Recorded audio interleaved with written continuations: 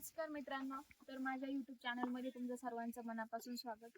तर आज मी तुम्हाला एक नवीन माहिती घेऊन आली आहे शेळी पालनाबद्दल. शेतीला जोडधंदा म्हणून काही लोक शेतकरी बांधव आहेत ते शेळी पालन करतात. तर आमचंही शेळी पालन आहे. आम्ही विकतच्या शेळ्या आणल्या नव्हत्या. आमची 2 वर्षापूर्वी ही मोठी शेळी आहे. ही शेळी आम्ही एकदा आमच्या आजोबांकडून आणली होती आणि तिचं ते पिल्लू आहे. ती पलीकडची सेम तिच्यासारखीच दिसते, ही तिची शेळी आहे. त्यानंतर तिला पण अजून 2 शेळ्या झाल्या. असं म्हणून आमचं स्वतःचं घरचंच आमचं एक शेळी पालन तयार झालं आहे. तर आम्ही आमच्या आता 4 बोकडं आहेत विकायला. एक 10,000 हजाराची. इथं तुम्ही पाहू शकता हे 4 बोकडं आहेत. तर आता काही नाही केलं तरी ते 10,000 रुपयाला विकतील. तर असे 40,000 रुपये आज सध्याच्याला आम्ही आमच्या खिशात असल्यासारखे आहेत. आणि शेळी पालन हा अतिशय परवडणारा व्यवसाय आहे. याच्यामध्ये जास्त त्रास पण होत नाही.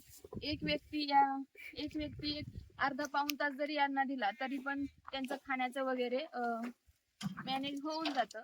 आम्ही यांना खुराकामध्ये सकाळचं गोळी शेंगदाणा पेंड देतो. त्यानंतर जे आमचे जी बोकडं आहेत, जे करडा आहेत, त्यांना आम्ही आपली मका आहे.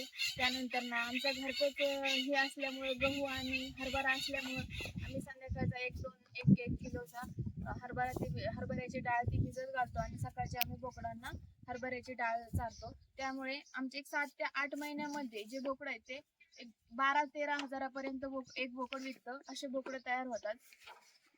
आणि ही शेळी जी आहे आमची गावरान शेळी आहे. शेळीची जात आमची गावरान आहे. बाजारामध्ये वेगवेगळ्या जातीच्या शेळ्या आहेत, पण आमची गावरानच आहे. वातावरणावरही खूप डिपेंड असतं. आम्ही एकदा एक बिटलचं आणलं होतं, पण आमच्या इकडे ते जास्त टिकत नाही, तर ते आमचं मेलं. त्यामुळे आम्ही गावरानच शेळ्या पाळायचं ठरवलं. तर ही शेळी वर्षातून 2 वेळा तिला पिल्ले होतात. आणि ब्रीडिंगसाठी जर स्वतःचं घरचं बोकड असलं तर शेळ्या वर्षातून 2 वेळा नक्कीच त्यांना पिल्ले होतात.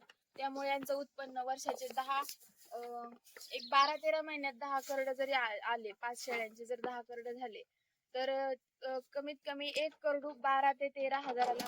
आणि जर जास्त मोठं झालं करडू तर आमचं आतापर्यंतचं रेकॉर्ड आहे, आमचे 19 हजाराला सुद्धा आमचे 2 बोकडं आम्ही विकलेले आहेत. तर असे खूप परवडणारा व्यवसाय आहे. आणि आम्ही पुढे सोडत वगैरे नाही, काही नाही, जागेवर राहतात. ही जी कुटी वगैरे आहे आम्ही सकाळच्या परी त्यांना टाकतो. याला आमच्याकडे मेथी घास आहे, त्यानंतर कसरत घास आहे, त्यानंतर कडवळ वगैरे आहे, त्याची आम्ही कुटी करून सकाळची याला टाकतो. आणि जी जर समजा शेळीची जात अशी असते तिला शेलकं खायला लागतं, तर काही राहिलं तर आमच्याकडे गाय आहे, ती गाय आम्ही मग तिचा चारा गायला पण उपयोगी पडतो. त्यामुळे चारा कुठं आमचा नासत वायाला जात नाही. आणि आम्ही गाय याच्यासाठी पाळली की आमच्या 1-2 शेळ्या अशा आहेत त्यांना 3-3 पिल्ले होतात आणि 3 पिल्लांचं भागत नाही. त्याच्यामुळं आम्ही मग त्या गाईचं दूध त्या पिल्लांना पाजतो. आणि काही आईचं दूध असतं त्यांच्या आणि काही गाईचं दूध अशी मिळून ती पिल्लं मोठाले होऊन जातात. तर अशा प्रकारे ते आमचं तर हे पूर्ण आहेत. आमचं आत्ता जर पाहिलं तर 1 लाखाच्या वर आम्ही याचं उत्पन्न वर्षाकाठी 1.5 लाखापर्यंत आमचं उत्पन्न झालं. आणि आमच्या घरच्या शेळ्या असल्यामुळं ज्यांचं विकतच्या शेळ्या असतात त्यांना थोडंसं महाग जातं, त्यांच्या घरच्या शेळ्या त्यांना नक्कीच परवडणार आहे.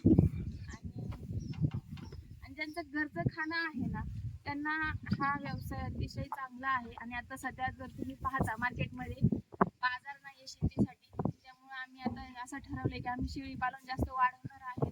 त्यांची आर्थिक परिस्थिती चांगली ज्या विकत घेऊ शकतात त्यांनी शेळ्या घ्या आणि असा व्यवसायाला थोडंसं डोकं लावा. आणि आपलं जर रानात असेल तर त्यांची आपल्या कांद्याची पात असेल, त्यानंतर जो मुकाजोड असतो तो सुद्धा शेळ्यांसाठी खूप चांगला आहे. काही म्हणतात की नाही चांगला, पण आम्ही टाकतो. तर सकाळचं 1 गमेला जरी टाकलं तरी शेळ्यांच्या तब्येतीसाठी खूप चांगला आहे कांदा. तर सकाळच्या पारी आम्ही तो चारतो.